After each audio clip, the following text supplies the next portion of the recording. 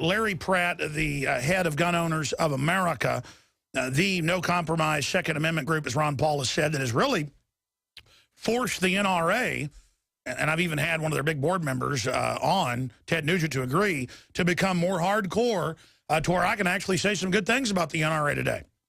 Thank God for Gun Owners of America and Larry Pratt.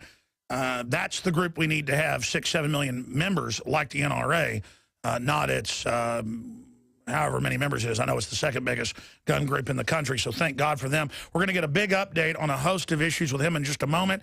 Then at the bottom of the hour, I promise to go to Jason and Ryan and John and George and Bill and everybody else that's holding. We'll go to your calls.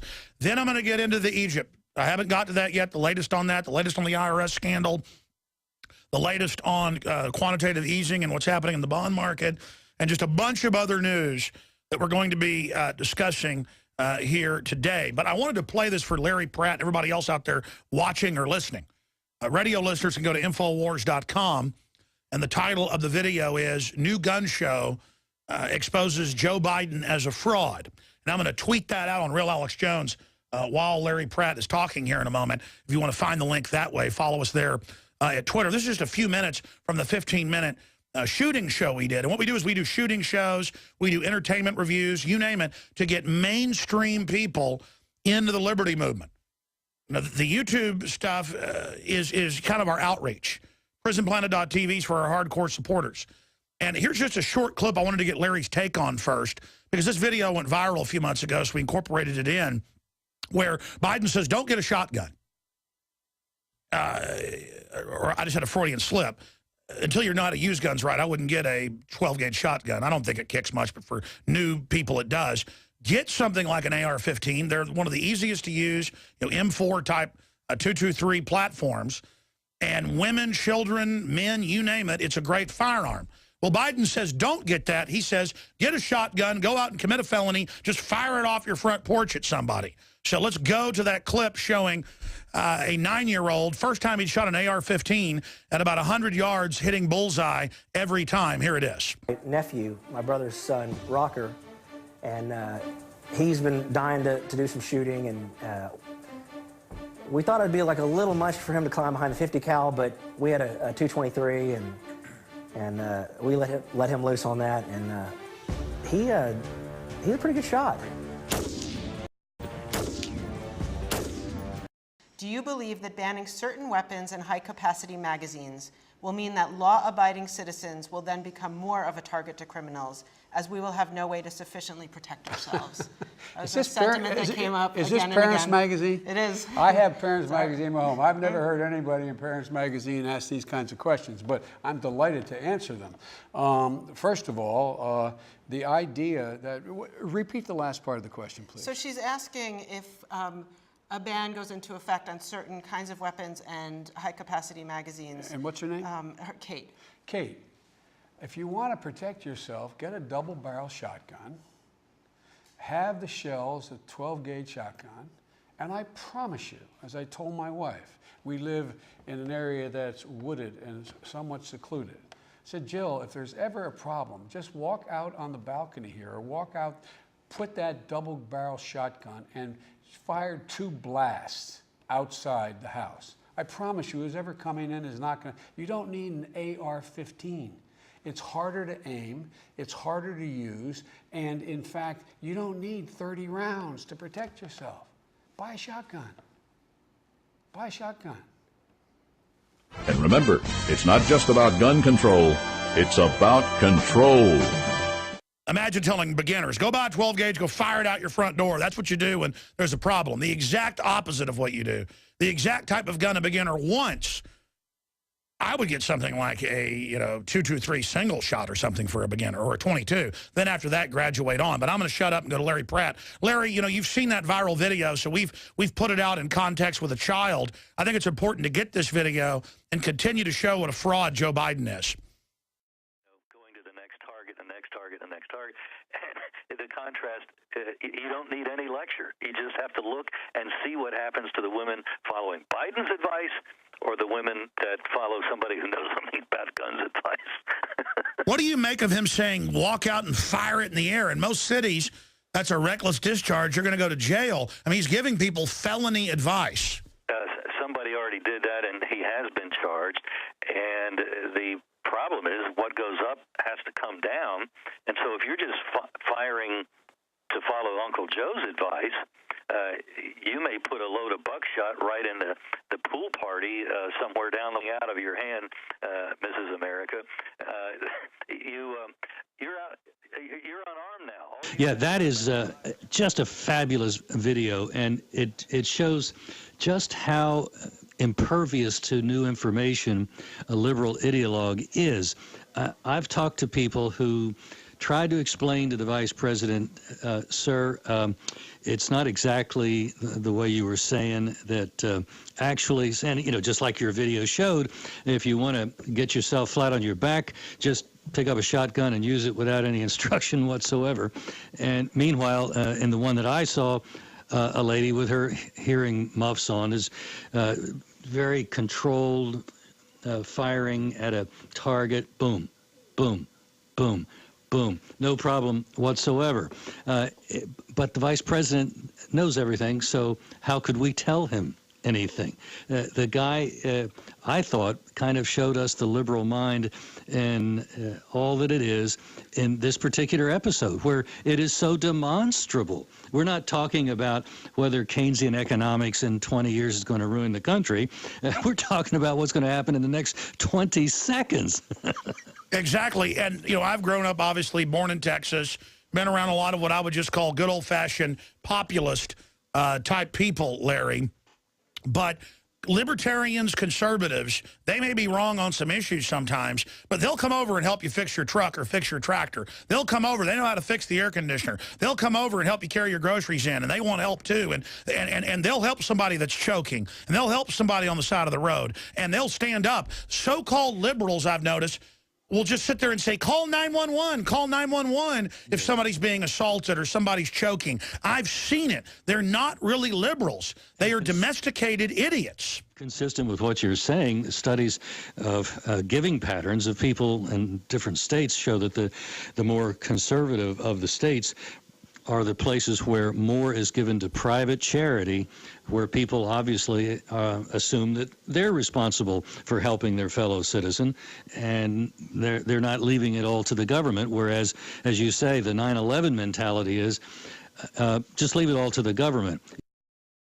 He's a professor down in University of North Carolina, and he started out as a 100% down-the-line liberal. And then a couple that he knew was murdered, I think, in their car alongside a roadway. And he would go by that point every day and couldn't help but remember that that's where they died. And of course, they didn't have a gun, and he knew that. Well, he finally got a gun, and for kind of the right reason, you know, protect himself. And once he did that, he was on his way to becoming a conservative. And when I talked to him one time about his book that he had written, he said, you know, you're right. I hadn't thought of it that way. But once I took responsibility for my own protection, the most important thing that is in my life itself, then I began to question why all these other government programs. If I can take care of myself, and if I should take care of myself, then what's with all this government welfare stuff and all the control that comes with it? And Biden knows what he's doing consciously. We may be winning the culture war for liberty in many respects, and Obamacare is in trouble, and their open border plan is in trouble. Some really good news we can now announce to people. But the problem is they're winning the slow war of domestication. 101 million Americans, according to the Department of Labor and Statistics, are now getting food aid from the government, more people than are in the private workforce. That's right. Mike Adams, by the way, is the professor I was trying to come up with a name for.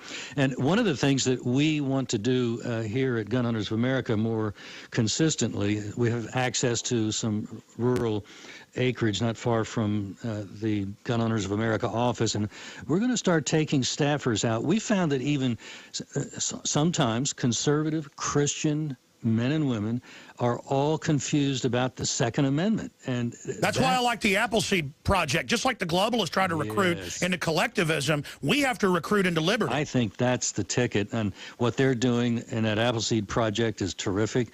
And I guess you might say we're going to be the Capitol Hill Appleseed Project. And I think it's going to pay some dividends because we've seen it. Professor Adams was a very conspicuous case of when somebody finally learns that guns, there's a right end and a wrong end of a gun, and when you know how to handle the right end of the gun, it's not such a big deal. Obviously, you use common sense. You demystify it. Now, expanding here in the time we've got with you, shifting gears, what's going on with the UN gun treaty? Obama's saying he's going to sign it, even if the Senate doesn't ratify it, and even mainstream media goes, can he do that? Is that dictatorial? Well, that's like asking, does a fish swim in the ocean? Of course it's dictatorial. Well, he can sign it. That's what would have to be done before he can refer it to the Senate. But that's where even Democrat senators are going to look at that puppy and say, that doesn't hunt here. The UN is not popular. Gun control is not popular. That's unpopularity squared. No, I know, but he's had his chief brainwasher, in his own words, the Attorney General, has said that we're going to try to do this even if they don't ratify it, is my point. That's where I think we need to be very alert. What we've seen happen even under the Clinton administration was a new age gold mine in Wyoming outside of the national park there. And when they applied to start mining activity, they went through something like $3 million worth of permits and inspections, and they were just about on the verge of mining again, like 3 miles from old Yellowstone Park. And the Clinton bureaucrats went running up to the UN and had the UN declare the park World Heritage. Park. Yeah, World Heritage Park, and no mining within 100 miles. Took care of that mine, and I can see something similar being done with either this administration or, God forbid, a future Obama-type administration, somehow legislating through the UN, saying, we got to comply with the world law because we are good world citizens.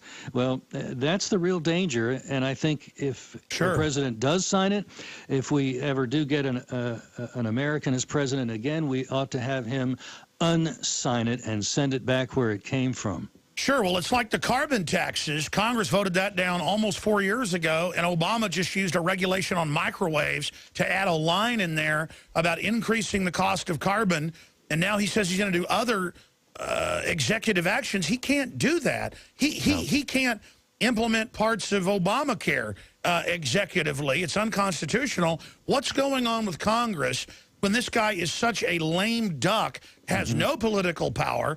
The last vestiges of capital he had politically are draining out of him. I mean, isn't it time to really go after him politically? Or will Congress just sit there and let him run over him? So far, the latter seems to be the case. John Boehner, the Speaker, has it well within his ability and power to tell the president, we're just not going to send you any money for enforcing unconstitutional gun control, for implementing a UN treaty, or even signing a UN treaty.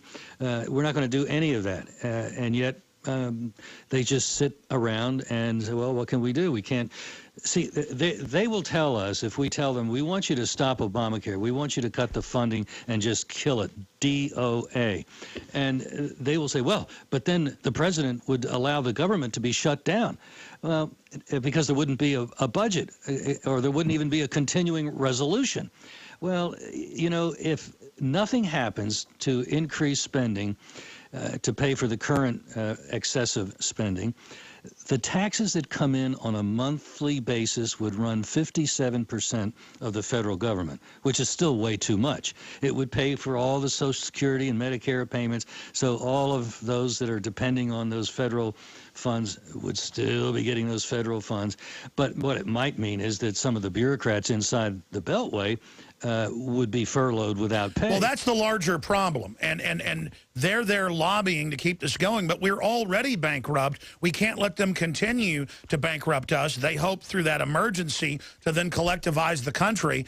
And I think a lot of the so-called libertarians that are in Congress are scared of the dinosaur media. But you notice that Joe Biden and Obama, when speaking to contributors, these tapes have come out in the last month. I want to get your take on that before getting back into guns specifically and where the future attack on that front's going, with the head of Gun Owners of America, Larry Pratt, joining us on this Monday edition, is that they attack Ted Cruz and Rand Paul and say, these guys are dangerous, we've got to shoot them down politically, they're extremist, because they know if real libertarian constitutional conservatism, Americana, ever takes root, which it's starting to do.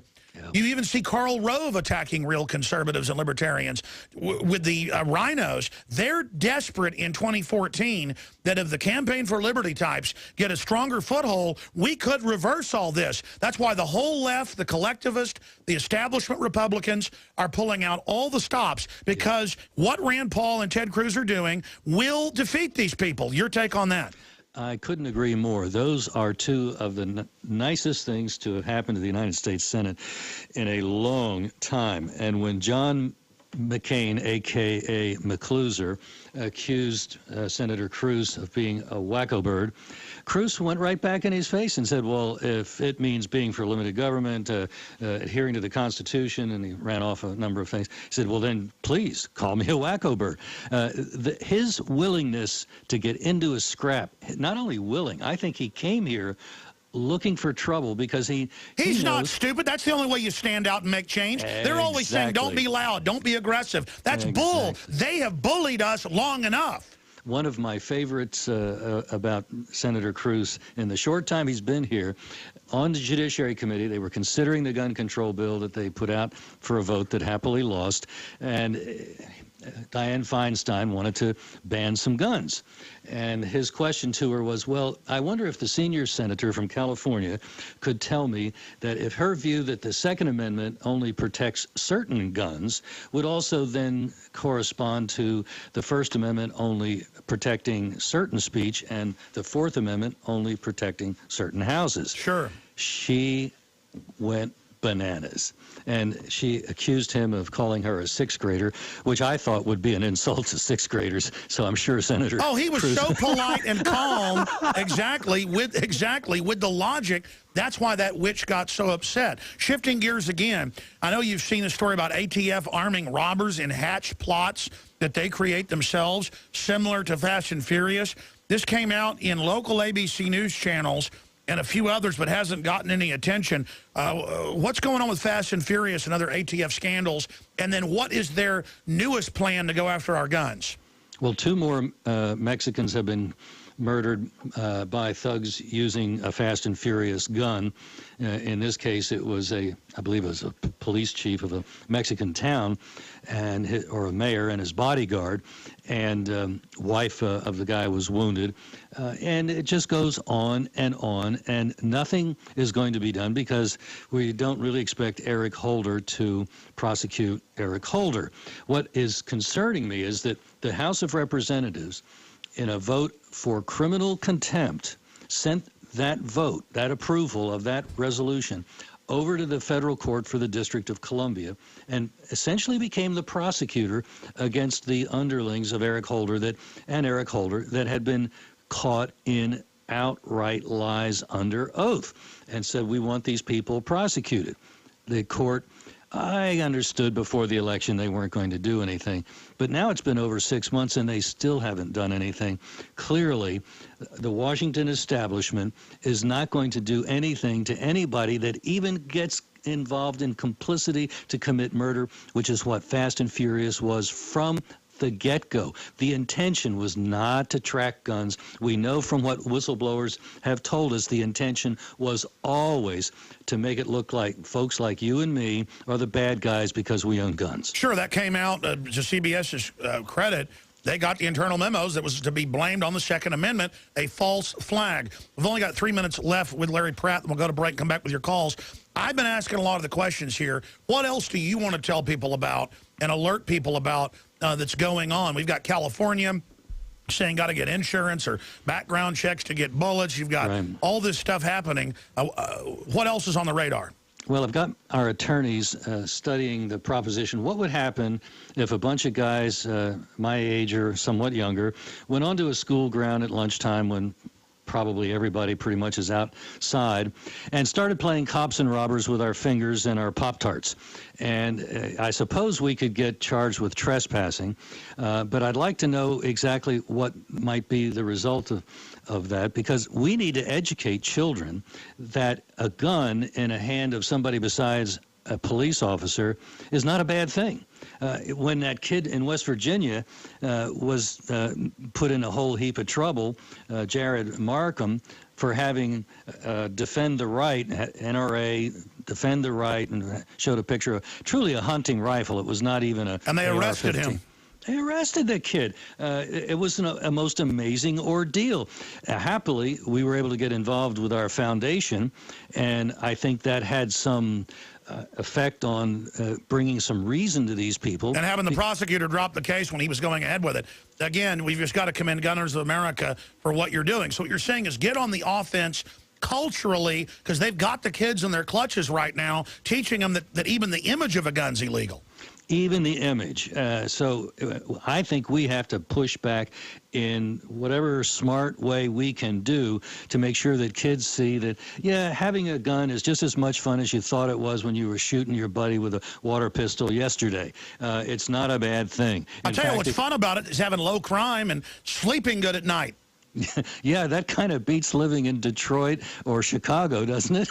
It certainly does. Wow. Larry Pratt, Gun Owners of America, gunowners.org. Everybody should go there, sign up for the free updates, or become a member, and tell folks how they do that. Same place, gunowners.org, or you can call 888-886-GUNS. All right, Larry Pratt, thank you for the time. I know you're a busy man. We'll continue to watch your site for any updates, and tell the rest of your crew Godspeed. Great to be with you. Thank you so much, Alex. Thank you. Folks, without that group, we would have lost. The Bill of Rights protects every American's God-given right to keep and bear arms. Now that right is being seriously undermined as legally registered rifles are being confiscated in some parts of our country. If we're not careful, we may find ourselves with no right to own guns. And that's where Gun Owners of America comes in. Gun Owners of America is in Washington every day fighting for you to keep that right. Congressman Ron Paul has called GOA the only no-compromise gun lobby in Washington. You need to be part of this great grassroots group of activists who are keeping the heat on their members of Congress. Find out right now how you can join. Call 888-886-GUNS and get started receiving their fact-filled newsletters and action alerts. Call 888-886-GUNS or go to their webpage at gunowners.org and help make your voice heard in Washington. Make that call right now and call Gun Owners of America at 888-886-GUNS. Remember, it's not just about gun control, it's about control.